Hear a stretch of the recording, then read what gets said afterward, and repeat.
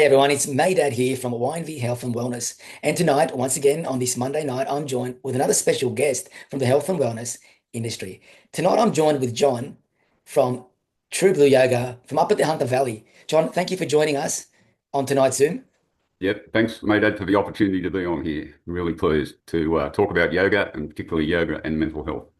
Awesome. It's great to have you here. For all those viewers out there watching this now, or watching this back, tonight's topic is yoga for mental health. John, can you tell us a little bit about your journey? Because you've had quite a unique journey before you got into yoga. I first started off, there's a bit of a history here, so this might take a little while, but I'll try to keep it pretty quick and orderly. In around about 2009, someone said to me, you need yoga. And I didn't really know what it was back then. And then they proceeded to show me how to do some yoga moves and nearly busted me in half. But I was fit enough, but not ready for the movements they were showing me. So that was the first time I'd heard about yoga. But if I go back behind that a little bit, how I ended up in the place where someone needed to say to me, you need yoga, was I'd been I was married at the time or before that with 3 children. The children had sort of grown up. They were all ready to head off. They'd all completed their school. And we ended up splitting up. Now, the thing with that was, it was my fault. It was all my problem that happened. And this is where the mental health problems begin, because once you betray someone that you shouldn't betray, that should be able to depend on you fully, and know that you're the right bloke for the job, as it were, then that has an enormous effect on your body, and it might, and your mind, particularly your mind, might take a while. You end up not being very happy with yourself. In fact, probably worse than that, you end up not liking yourself at all. And so I'm going to say that's the start of it. Then, so I ended up with depression, and that's basically, so there's 2 things I'd like to say. That yoga is really helpful when you're severely depressed, but on the same hand, you might need a professional as well. You might need a psychologist or a psychiatrist or a psychologist. So I'm not saying yoga can fix everything, because those professionals have got their place in it as well. And someone that's really depressed, they probably need to go to a professional straight away to try and see if they can sort out what's causing it and get them back on the right track. And then the yoga sort of keeps you going on that path, on that track of recovery. And of course, nowadays, John, they have a lot of different places that you can go to, like Black Dog Institute, Beyond Blue. Yeah.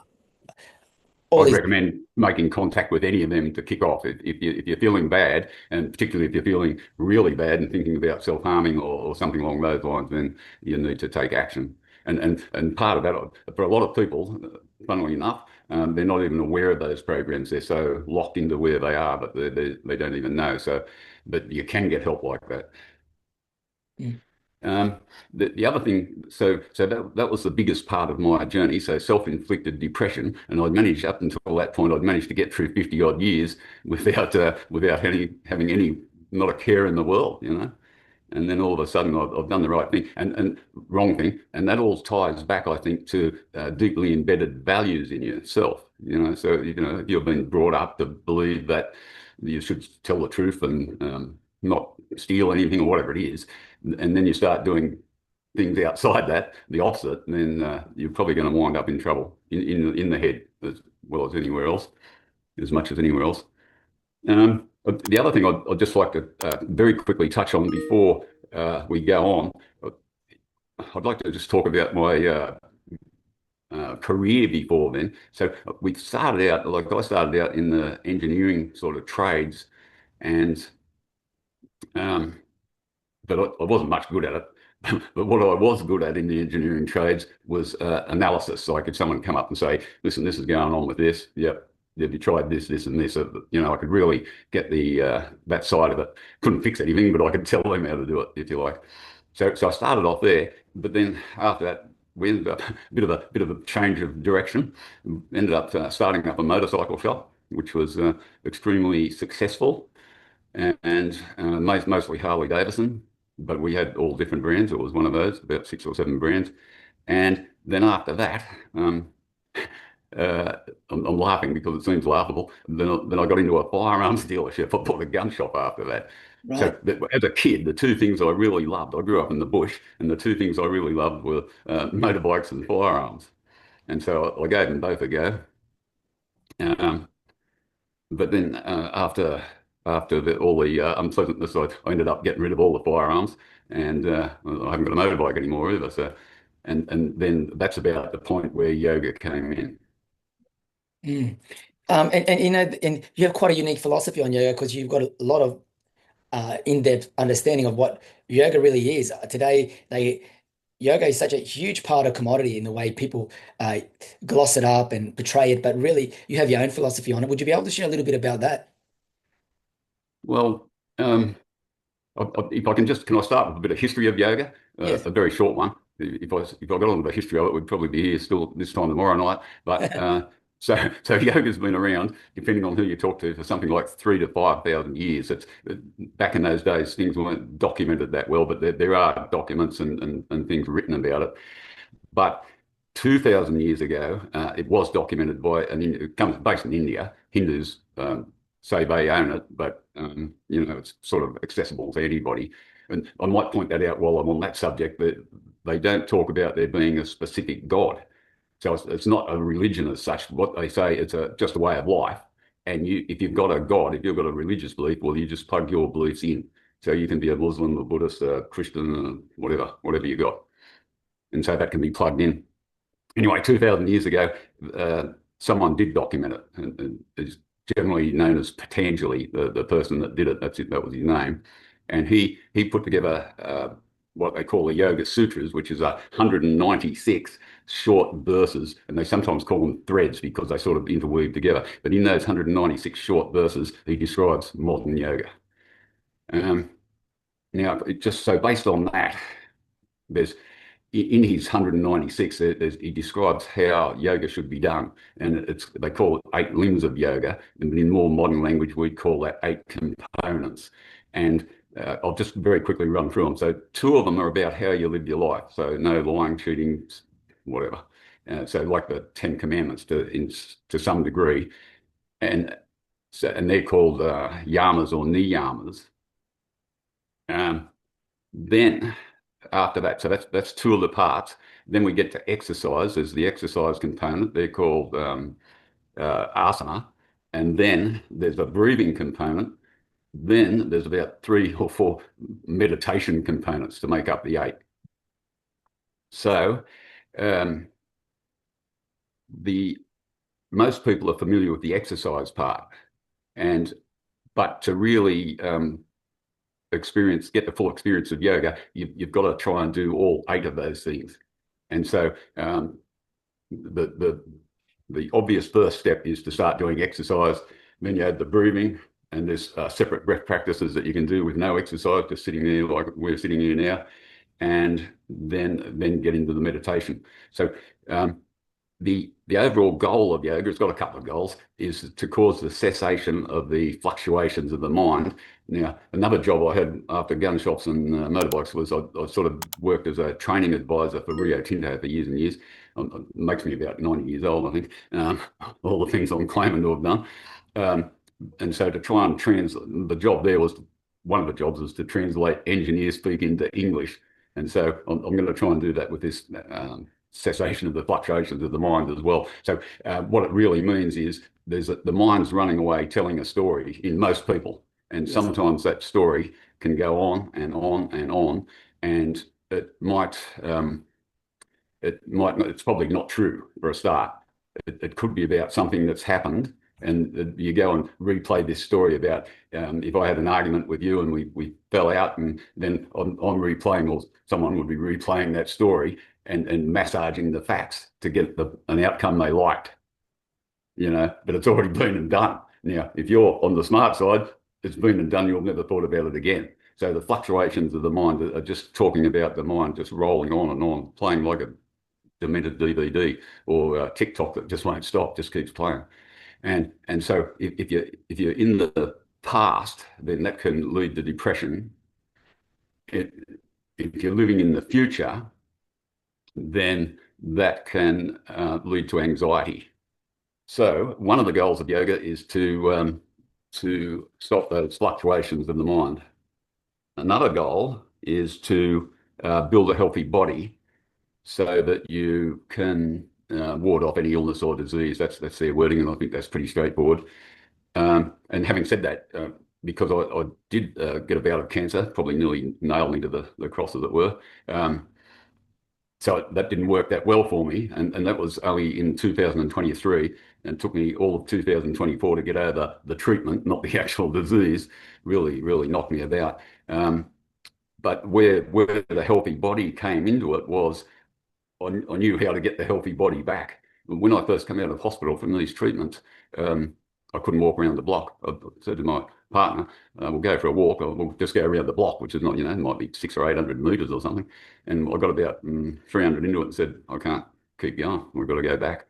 So that's how knocked around I was. But over the duration of 2024, I was able to use yoga, all these techniques, and I'm back pretty well to normal now, I reckon. So yeah, it definitely works in that regard. Build a healthy body to ward off illness.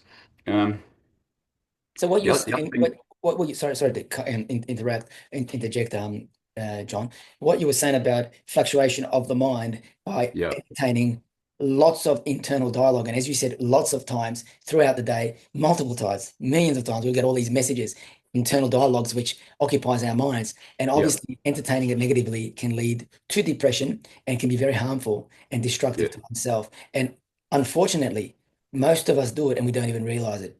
That's exactly right. So this is one thing I'm about, is trying to create awareness of the fact, just by talking and saying to someone, there's probably a voice in your head and it might not be telling you the truth. And just trying to make them aware that, mate, there is a voice in my head. I didn't even realize it was there. And as you said, when people have some sort of an event, some sort of a disagreement or confrontation with somebody, they've got this experience and this internal dialogue that's feeding them information about that event, and they try to massage it out and come out with something that is not necessarily telling them the truth, but what they want to think of that makes them feel good, rather than really processing it and being very mindful of the event and taking it for what it was. Yes. I've got a saying for you in regards to that. And this saying doesn't actually belong to yoga. I think it's somewhere else, but it's the truth, I believe, anyway. And that saying is, your biography becomes your biology. So what that means is that your story that you're telling yourself actually becomes true. So if you wake up every morning and go, oh, geez, I'm no good, I'm crap or whatever, and you keep telling you that story, I'm no good, I did something wrong over there, I'm just no good, and you're feeling like rubbish, then you'll continue to feel like rubbish. It's a little bit like involved in something like your gym or yoga or something to get you active. That's another really important component. But the other thing, and still going on with this topic, is in yoga, they have what they call living in the present moment. So what that means is the only present moment that there is right now. Right now. This is the present moment. So if you're going back into your story or going forward into another story that's about into the future where something may not even happen, or into the past where it's already happened, nothing you can do about it, then the present moment, and there's a saying associated with that as well. And I read this in a bloke's T-shirt in Delhi airport, and I'll just run it past you. So it goes, there was a lot of writing on his T-shirt. I had to get up a bit close to see what it all said. If you're living in the past, you'll be depressed. If you're living in the future, you'll be anxious. If you're living in the present moment, you'll be at peace.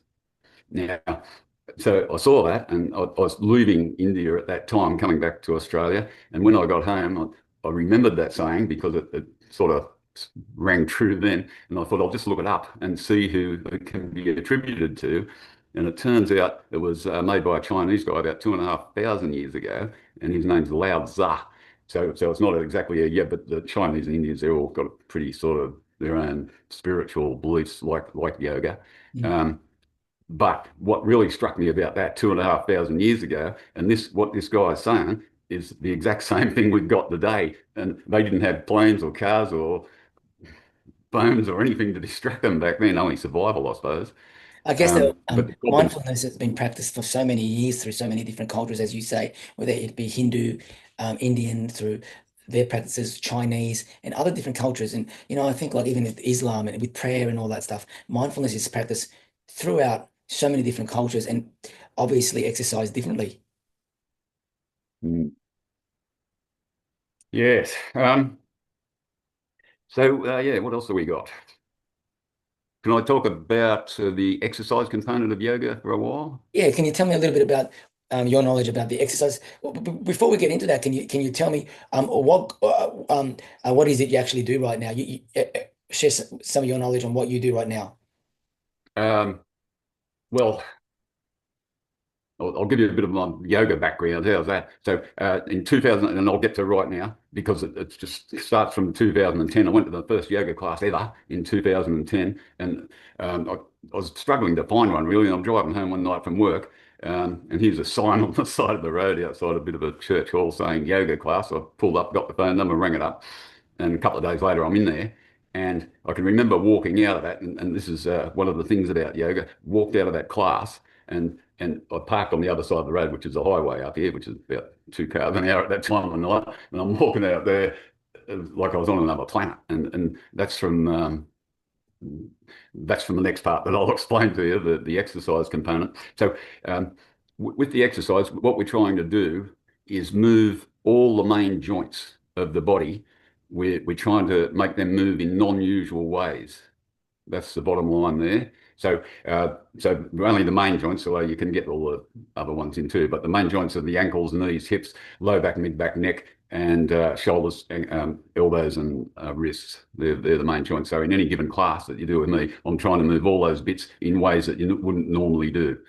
And once you start moving things like that, then as you know, with most exercise, if you're exercising moderately at least, then you release all those chemicals, the feel-good chemicals. So that's the first thing, and that's what had me sort of stepping out into the highway in a bit of a dream, and I had to snap myself out of that before I did get run over.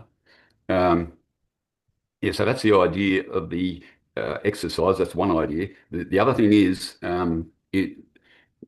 you need strength in yoga, so you've got to cultivate strength. Usually, it's just body weight; it's not with weights, and you need what I like to call length, which is flexibility, I suppose, stretching things. So strength, length, and then that gives you mobility. So as you get older, it's really important from any age. Like I've taught people from school kids up to people who are in 70s and 80s at the moment that we do chair yoga with. So that's about the movement side of it, and it's all about that formula: strength, length for mobility. Because, like, I'm just trying to think of a decent example for you. But someone that lifts a lot of weights, for instance, all they're doing curls or whatever and squats with weights, but then they can't sort of turn around because they're more or less Mobility. bulked right up. Yes. No mobility at all. And later in life, mobility is the key. If you're mobile, you've got a chance. If you're not mobile, you're going to be stuck on a lounge somewhere drinking beers or whatever it is you're going to do. It's so important for us to keep mobile as we age, don't we? Whether it's falls preventions or bone resistance exercises with doing some form of strength, with a lot of mobility, balance. You couldn't be more correct. Yeah. Yeah. Yoga. So that's the other really important thing. I try to do a lot of one-legged stuff as far as balance goes. There's a whole range of things you can do in there just to develop leg strength. I'm big on developing body weight leg strength. And then from there, we've got our chemicals released. I'm just trying to think. So I think I might move on to the next part of it, actually. I've got another little story that relates to this, so if I can just go back a step. Yeah, go back. Sure. And then I'll get to what I'm doing now, which is the question you originally asked me. So in about 2010, and I'm still feeling not good in the head, and I'd gone over to the coast from here to have a couple of weeks over there, and I was walking up the street in the coastal town on the mid-north coast, and there was another sign. Signs are big in my life, apparently, and this sign said, "Doctor, no appointment necessary, and it's got an arrow pointing up this alleyway. And so over here, if you wanted to see a doctor, they'd say, we can see you in a month. Do you Right. want us to book you in? Yep. And it's still like that in some places now today, depending on how many doctors you got around. But I used to think when they'd say that, well, in a month I'll probably be better or dead, one of the two. If you don't get better in a month, there's going to be something really bad going on for you. Anyway, I've gone in to see this guy, and funnily enough, there was no waiting queue at all. And I don't know if you're familiar with the Back to the Future, the Sure. movies. Yes. Yeah. Anyway, he looked like the Doc out of Back to the Future. He's got this Big white long, hair. yeah, yeah, and a hat. And I've gone in and he said to me, what can I do for you? And he didn't quite say it like that. He had a really loud, sort of booming voice, so I'm this far away from him. And then he said, what can I do for you? Drugs. And I said, no, no, no, I don't want any drugs. And that was the right answer, because this is why you didn't have to wait for an appointment, because there was no prescriptions going out the door. And I brought the copy of the prescription he gave me, which is, I don't know if you can see that, it says yoga, pranayama, and meditation. And Yeah. that's not the original. I've got it somewhere. I did Yes. knock that one up because I couldn't find it. So he just scrawled that out after a 45-minute appointment. And that's where the yoga journey really began, when this That's doctor said amazing. to me, here's your prescription, mate. You go and find it. So if we fast forward to today, so I did the first teacher training in 2011, and I came away from that. Well, I knew I couldn't teach anyone anything because I just didn't know enough. So I went back in 2012, did another one, a much more advanced one, and then that's when I started teaching. And from 2012 to 2022, I taught 3,000 classes. You'll probably identify with some of the numbers. I don't know how many classes you've taught, probably tens of thousands. So 3,000 classes plus, which is about, I documented all this, so I know the numbers, 3,750 hours in teaching, plus another 3,000 or so in practice, probably more than that, but I didn't document all that. So that took me through to 2022. Then I decided I was getting tired and I didn't know why. Like I put it down to getting older. But as it turns out, it's probably the start of the cancer thing. So in mid 2022, I thought, well, I'll call it a day, and we'll go and travel around the place and have a look around and before anything happens. So I've been all over the outback and up into Queensland, Northern Territory, all those places. Then when I come back, then I got diagnosed, then I got treated, and then I'm sitting on the lounge hardly able to move. So in the 12 months in 2024, I got myself back together, got going again. And this year, I've just started to teach a few classes. And the lady that took over from me, she decided to go over to Europe for 6 weeks. And I've just spent 6 weeks doing pretty well all the same classes. I normally do about 10, but I did 6 of her classes for her a week. So I'm sort of back in the game. That's great. And yeah, You're and able to recover and bounce back. yeah, I know my father's just had his own, he's older, much older than you, he's 86 years old, but he's had um, uh, an operation on his bowel and on his yeah, rectum, basically to treat some prostate cancer and a few other things that are going on there. And mm, yeah, obviously at that age, it's much harder to recover than it is from somebody our age, in our yeah, 50s, stuff like yeah. that. But he's doing well now, and it's he's moving around a little bit. The other day, he rode the bike to Bondi Junction to do his shopping, and Oh, that's I said, fantastic. Dad, what are you doing? 86 years of age riding the bike, but I guess you just can't stop them. The old guys, they just they don't know any better. They're workers, that's Yeah. for sure. And movers. Yeah. So But can you tell us a little yeah. bit So about now, yeah. So a little bit about the breath work now. So remember, we got eight components that we've got to get through. I'm only going to talk about the next two really. So once you can get the hang of the basic exercise, then they try to bring the breath work into it. And basically, all it is diaphragmatic breathing, which I'm sure you'll be familiar with.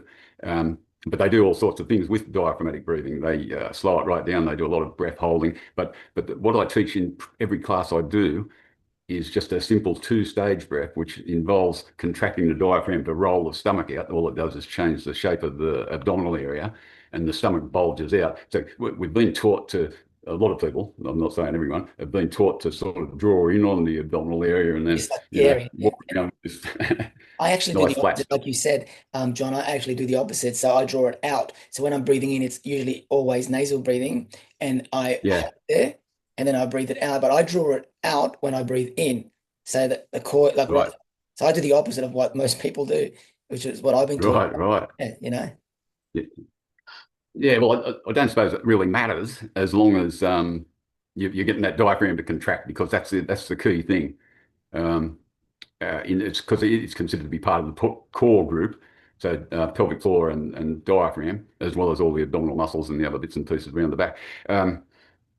Yeah, so but there's a whole heap of different techniques. There's no two ways about that. I can teach about six, and there's everything else in between. There's heaps of them. But so just going back to that two-stage breath, though, that's what I found can really slow people down quite quickly. Like slow their if they're anxious or upset, and in I'd say it takes about 3 minutes, maybe 5 minutes to teach, and at the end of 5 minutes, I can have them breathing at 3 breaths a minute. And that so that can combined with the diaphragm movement is that calms down the central nervous system. So I'm all about calming things down. I That's what. love it, John.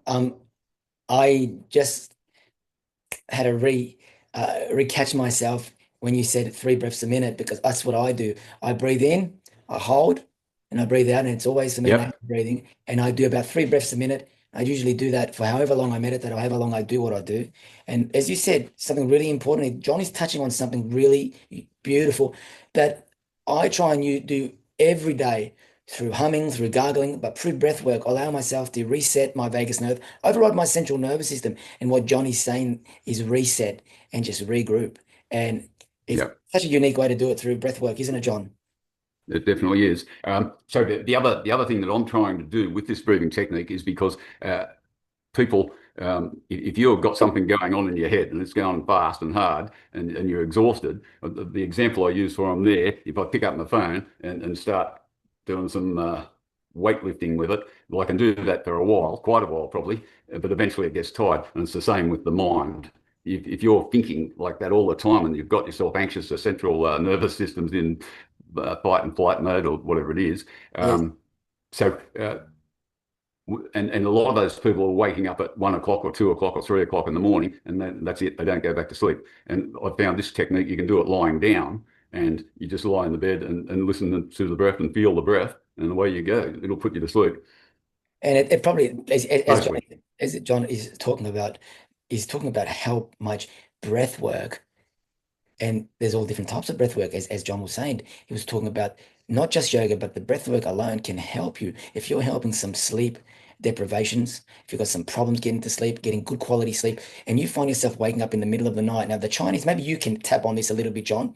The Chinese always talk about if you're waking up, for example, in between the time of 11 to 1, it could be your kidneys. If you're waking up from Mm. about I think it's 1 to 3 o'clock in the morning. It could be your liver. I don't know Yeah, exactly what format it is, but maybe you can tap on it a little bit. But breath work can really fix your ability in getting better quality deep REM sleep. I know it's helped me a lot, and I've done sleep studies, and I've actually got a night routine before I go to bed where I do these breath work exercises for a couple of minutes before I lay down to sleep, and I get better quality sleep. It actually puts me in that state yeah, of yeah. relaxation. So now, part of the idea, I'll just move up a bit. I'm just sitting on the floor. It's getting a bit hard. The floor is. So one of the things that with that simple technique, now you talked before about putting pauses into it. So in yoga, what they think is, and probably in other breathing techniques as well, when you hold the breath, so in that pause, then the mind stops. So this is an important part of getting people to go to sleep. So there's two things: focusing on the breathing, on inhaling into the lower, pausing, inhaling into the upper, pausing, one smooth exhalation, drawing back on the abdominals to push the air out, and then pausing with no air. So I've got three opportunities where to stop the mind simply by holding the breath. And the fact that you've got to think about how you're breathing and you feel the air go in and out and the lungs expand and all these sort of things. Then that also helps to stop the mind.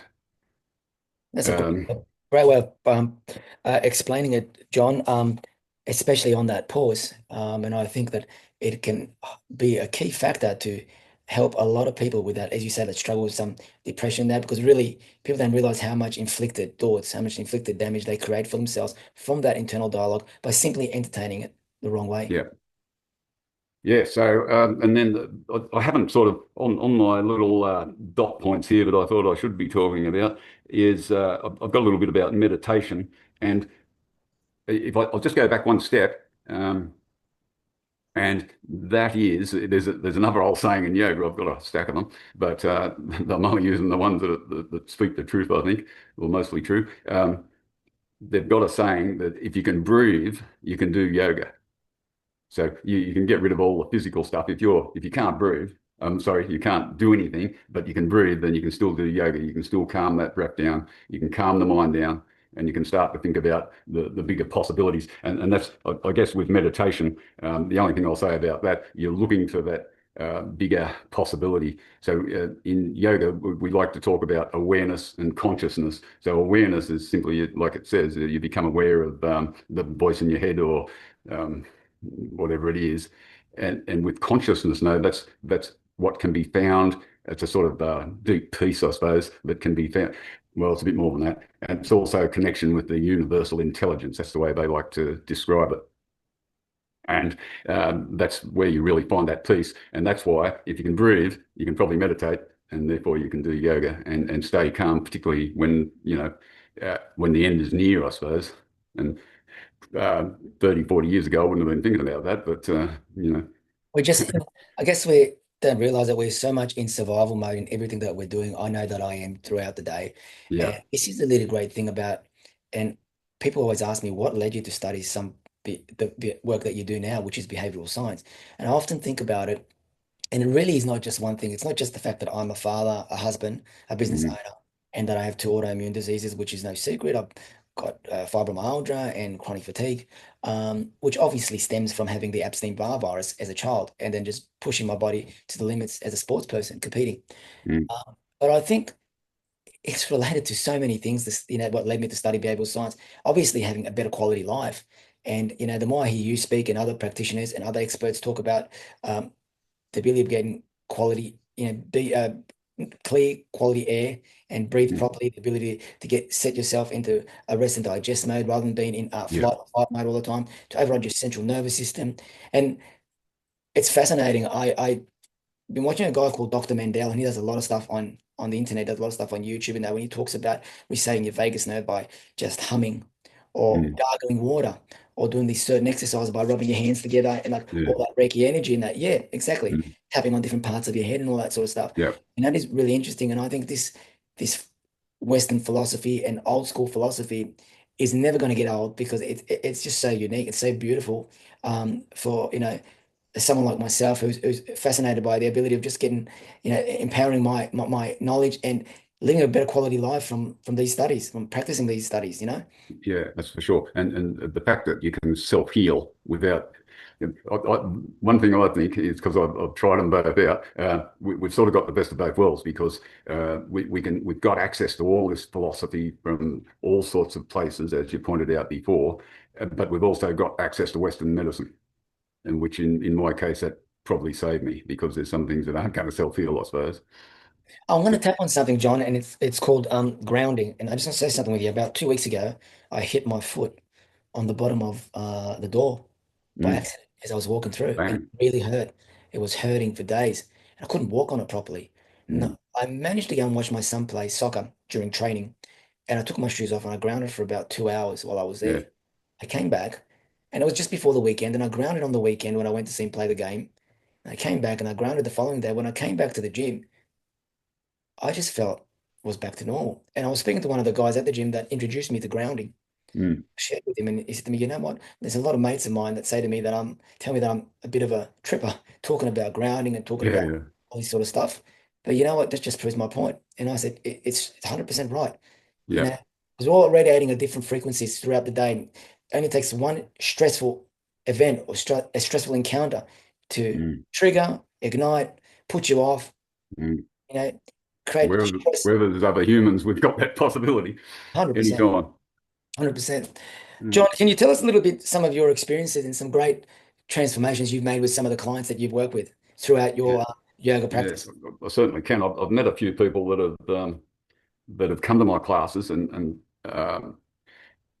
two guys I'm thinking about in particular, just two, but they are at the point of I'd say in my terms, in the mechanical terms, I'd say they were ready to blow. They were in a bad place, and you could feel. And I'm not joking about this. I don't know if you're talking about grounding. If you've had this experience where you can actually feel someone's vibration coming off them. Yes. And Yeah, they look like like you said, they said they look like they're going to blow. So whether it is mentally or physically, you yeah. just feel that that person is They're hurting. going to go. You don't know what they're going to do, but they're going to go. Something's happening. Something's not Yeah, right. so I've got a couple of those, and um, I've had, well, I say but it's not really me. I'm only telling what I know about yoga, which includes the breath and the exercise and the meditation. But they came to the classes, and I do a lot of relaxation work in the class as well. I'll do some breathing, but at the end, we have shavasana, which is a relaxation thing that I run for 10 minutes so they can go a lot further. There's another thing very similar called yoga nidra, which involves visualization. So I used all those techniques with these guys. So I've got them exercising. They're grunting and groaning, and because they're that tight. And they're holding that much tension. It's everywhere. It's down in their around their hips and their waist. It's in their shoulders, in their neck. They're in a lot of trouble. But actually, there's a third guy there too. He was an ex-footballer, and he was big, and he was lumbering, sort of. He was tight, but same sort of troubles. He was in a lot of mental anguish, I'd say. But all of those people all sort of come good in the end, and I think I spent time talking to them outside of yoga. And the first thing, as I said at the outset, I'm going to say to them, if I think someone's about to blow like that, they need to talk to someone that's actually a professional in that field other than me. So I always said that to them. I'm not sure they did. But yes, they certainly came good in the end. And I still talk to them now, even though they don't come to yoga anymore. But I still know who they are and what they're up to. Would you say, John, and this is just a off the record question, a lot of these people that suffer from different conditions, whether it's self-inflicted, whatever it may be, Mm. medical, mental, physical, Yeah, um, by practicing the art of yoga, by practicing the art of breath work, by practicing the art of mindfulness, mm. peace, and becoming more mindful, in essence, that mindfulness Yeah. helps them recover and get back on track to live happier, healthier, quality lives. Definitely. So you brought me back to another point there, and I'm glad you brought that up because you've got to be careful which yoga class you select to go to, because some of them are just full-on exercise classes. Um, Like so that hot the, yoga, that heat yoga, well, that's another one. Like I've never gone and done that because we live in 38 degrees up here. I don't need to go and do it. yeah. I've got sweat coming out of me as it is. Um, Yeah, so that'd be one, but it's mostly the names that you look for is power, Ashtanga, and Vinyasa. They're all power really. So and that's all right, but the type of yoga that I do, and a lot of practitioners do, it's a bit of a split, I suppose, is called Hatha, which it looks like it's spelled Hatha, but it's Hatha, which is talking about pressures in the body, high pressure and low pressure, and how you can work muscles to move pressures around the body. Um, but the thing with that is that that's a lot slower. So you might do a move and hold that for 5 breaths. And some of those moves are quite strong. And I'll give you the demo. 5 breaths for me when I started 15 years ago would be like that. So that wasn't helping me too much. But once you get the hang, once I get someone involved with the 2-stage technique, then I'll make it a 3-stage. They call that the yoga breath. So it's 3 up and then exhale up as well. They can go either way. There's different ones for different things. But once we get them doing that, then the exercise, the asana, the posture becomes the meditation. And it's like you said, John, there's different strokes for different folks, and whether it be yoga, whether it be breathing, whether anything that we do. We Mm. talk about heat yoga, which has a completely different purpose. You talk about power yoga, and you talk Yep. about mindfulness yoga, or you talk about some of the other forms of yoga. You talk about Ashtanga and all the other forms of yoga that you talk about. Every one of those practices has a unique purpose to achieve a result or an outcome. And I think regardless of what I'm doing, obviously for myself and everybody's different, every individual requires a different a goal. at a particular time. Like there's parts of the day where I just want to practice mindfulness and I want to use that practice as an anchor to get me through my day and prepare me for my next event and get me in the flow state. Where other times I may use something more vigorous to get me Mm. limbered down, give me a little bit of movement, and in doing so, that can prepare me for a workout or a work that I'm going to do. So it really Yeah. is personal to what you use the that form of yoga for, isn't it? Yeah, that's for sure. So, and breathing techniques are particularly related to what it is you're going to do next. So, if you're feeling a bit flat, for instance, then you're not going to do a slow breathing mindfulness. You're going to go for something that's quite a rapid breath and oxygenate the brain and get the oxygen around the Could you body. give us an example, John, of something that's one that is going to ignite? Are you referring to something like Wim Hof or No, it's all I use all the yoga sort of techniques. There's a couple. There's two I'll talk about. One's called Kapalabhati, which is a sort of short, sharp. You still roll the stomach out. I'll just do it. So I'm rolling the stomach out and having a passive inhale. I'm not inhaling at all. The air just flows back in, and then I'm pushing it out really quick. So it goes like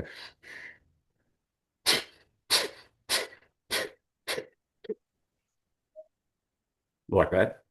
So that's one, and the other one is a completely different thing altogether. Is alternate nostril breathing, where they breathe in through one side and out the other, and then back in one and out the other. So that's said to equalize the hemispheres of the mind. But if you're feeling down, you go in the right and out the left, and then in the right and out the left, and that's the sort of, and they refer to the parts of this as sun and moon. So in the right and out the left, sun. And if you go the other way, so if you've got someone that's really wound up, you get them going in through the left and out through the right, in through the left and out through the right. If there's nothing wrong with them, or they're not trying to gear themselves up for an exam or to run a mile or whatever it is, then you go that way. But the normal thing is in left, out right, back in the right, out left, and that's said to get that balance can I in ask you, the. John, this is really interesting.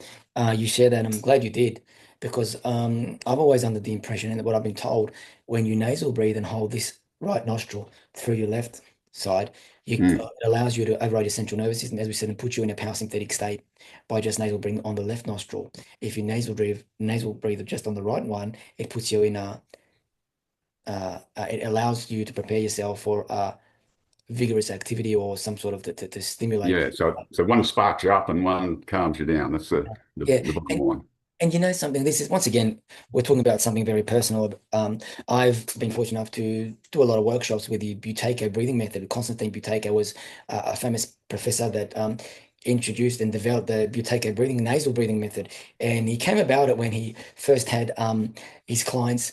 He found out that his clients were all suffering from different autoimmune diseases, cardiac diseases, and he decided to Mm, do a sleep test on them. And he found out that one thing that they all had in common was they had all been suffering from sleep deprivation, and mm, he introduced nasal breathing and different breathing techniques into their daily routines. And as a result, a lot of them were able to get better quality sleep at night, feel better, and just be more energized and just have that energy throughout the day.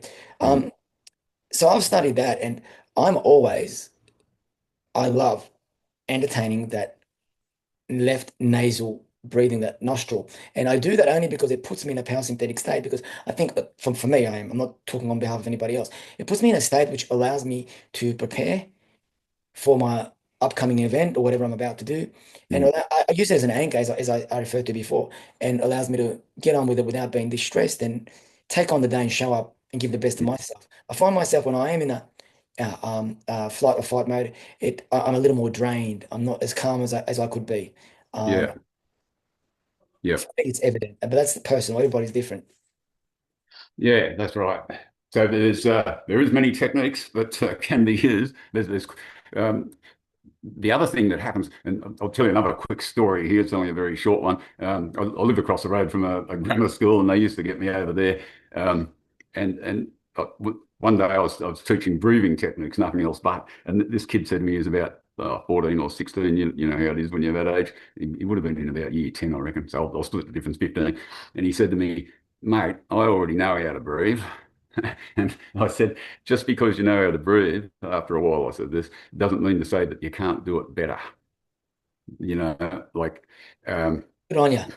Athletes, they need to be able to breathe better Not than every, someone. most people, as you know, don't know how to breathe. They're always Mm, mouth breathing. And that's why they suffer from such, deep levels of not being able to get sleep, quality sleep, and suffer from sleep deprivations, mm, snoring, yeah, sleep apnea, and all that other stuff. yeah. Well, and that can those sort of problems can be affected by medical conditions as well. If you've got deviated septums or blocked one side or something going on, that's something that can be fixed by Western medicine as well. But yeah, there's no harm in trying to make yourself better. I think that's what you're all about, making people better. I think we all are, I think we're all actually something I've learned as we age. Obviously, is not something that we can get back. Our youth is not something that we can get back, but we can be Mm, mindful of the present moment, and we can work on ourselves in living healthier, striving to feel happier, you know, um, eating better, sleeping better, and just enjoying life. And I think that has so much to do with everything that we embodies our day, from the exercise that we do, the food that we eat, the breath mm, work, quality yeah, sleep, all really amounts to how we show up each morning. yeah. Yeah, so there's another area we didn't cover, diet. That's another big one. But anyway, Tell me, mm, John, I know there's a lot of people out there that would love to know how to get in contact with you because people up at the Hunter Valley, yoga is such an amazing practice for everybody. Now, I got a chance to visit the Hunter Valley, and we drove through Scone, and my son and I went up there for a couple of days because I visited a friend who owns a stud farm up there. We had a look at mm, some of the different cafes, went to a couple of different farms, and just had an amazing time over there. Now, yeah, yeah. if correct me if I'm wrong, John, but most of the community there is farming, and the work there is very physical, isn't it? Yeah, yeah. There's a lot of that. There's a lot of horse studs. There's quite a few of them. There's horses everywhere. It's called the horse capital of Australia. That's a claim they make outrageously. Um, but there's a lot of other farm work going on. The other, Wineries. Yeah. yeah, which is all physical, most of it. Um, just as an example, too, they had pretty physical sports going on here on what night was that? Saturday night, not far from where I live. There's a rodeo ground, and they have a rodeo there. I actually went there. I went to have a look at it. Yeah, I went right. to have a look at the Rodeo. It's really cool. And they've got Yeah, like, what have they got? Like a slipper. Is it a slipper on the back of the caravan where you've got like people can sleep yeah. upstairs? Yeah, it's amazing. It's like a horseshoe thing. It's amazing. Yeah, but I went to have a look at that when we were there, and we drove around and stopped and had a look at. We went and had a look at the abattoir. But Yeah. getting back to all this isn't, especially people around your area, John, where they're living such physical lives. There's not many businesses out there where a lot of people are sitting behind the desk like they are, like some of these city slickers here in the eastern suburbs or Sydney. But Yeah. so it's very physical. So how can they benefit from some of the work that you do or attending to your class? What can they look Well, forward to when they come to your class, and what could you feel they could benefit from? well, if they haven't been before, I'm hoping they'd look forward to what I experienced when I did my first class and I floated off the door. And that doctor I spoke of before too, another thing he said to me, I talked to him for 45 minutes, so he said a lot of things to me. But another thing he said, if you're practicing yoga and pranayama, the breathing and the meditation, he said you won't need drugs, and he's right. You don't. The natural You, high, and you were on that natural yeah, high when you crossed the road. Luckily, you weren't hit by yeah. a car. Yeah, well, that would have lightened me off a bit. Yeah. Yeah, and I'm hoping that's what they'd expect. But I really want people to leave that class feeling good, and I put a lot of time and effort into making sure that's what happens. Amazing, Mm. John. John, just to finish off tonight, can you let us, some of our viewers know, if they want to get in contact with you, how do they look you up? Obviously, John True Blue Yoga at up at the Yeah. Hunter Valley. Can you share like maybe a website, Facebook page, maybe a phone number? Well, I really only use Instagram now or Messenger. They could find me on Messenger as True Blue Yoga and on Instagram as True Blue Yoga as well. So that's probably the best way, or they can just ring me if you want to put the phone number out there, that'll be fine. What is your phone number, John? If you could just let the people know. So it's 0412 466 722. There you go, everyone. True Blue Yoga with John. Obviously, John, you run a variety of classes and you run them throughout the week. Can you tell us a little bit of how many classes you run through the week and what days? Well, I'm off to a class at 6:30 a.m. in the morning. So usually it's Tuesday and Thursday mornings at 6:30 a.m. And then I do an evening class on the Thursday and a midday class on the Wednesday. So I've got a few going on. And plus, if people come up, I can just look after them. I'll run a class for them. if they want to contact me and nothing fits for them, I can do just privates at not a great cost. That's amazing, John. There you go, everybody. Great catching up with you, John. Obviously, I'm going to keep in contact with you to let you know how the situation turns out with the retreats that we hope to be running up at the Hunter Valley. To all the people watching this back or watching this right now, just so you know, we've got some great events coming up here in Bondi Beach. We're going to be running our next Footprints half-day retreat right here in Bondi, where the day will start with yoga before sunrise on beautiful Bondi Beach with Emily, the yoga teacher. We're going to be doing breathwork, human movement, and meditation. We're then going to move back to the iconic Bondi boxing gym, my gym, the gym that I've owned for 18 years. And we're going to do a functional training boxing class, followed by some delicious meals going to be served to us by the chefs from the Up South Cafe here in Bondi with detoxing smoothies and healthy wraps and fresh juices. And then we're going to come back to the gym and we're going to do some neural transformation therapy sessions, including a very empowering vision session. And these are a great session that I've been working on. I call these sessions the Footprints retreat sessions, which allow me to share some of my journey with you guys and hopefully do some goal setting with you and hopefully get you to take some key takeaways that you can implement into your life. We are then going to conclude the sessions doing some ice baths at Nimbus Health and Wellness Studio up at Bondi Road. And we're going to conclude that with some delicious acai bowls and enjoying the day. It's going to be an amazing event. If you wish to learn more, you can simply just shoot us a message at ynvhealthandwellness@hotmail.com. You can email us there, or you can call us on 0402 622 662. Until next week, I'm going to be catching up with a famous rugby player. His name is Peter Johnston, who used to play for the Rabbitohs and also the Eels as a front rower. He was also known as the Hitman, and he's going to tell us about his journey as an athlete. And the topic we're going to be discussing is positive role model. He's done some great work with some students and some kids and adults, and he's doing some great stuff now. So I'm looking forward to seeing you guys next week for our Zoom sessions with Peter Johnston. And other than that, then from John from up at the Hunter Valley and me from Bondi Beach, have an amazing evening, and we'll see you next time.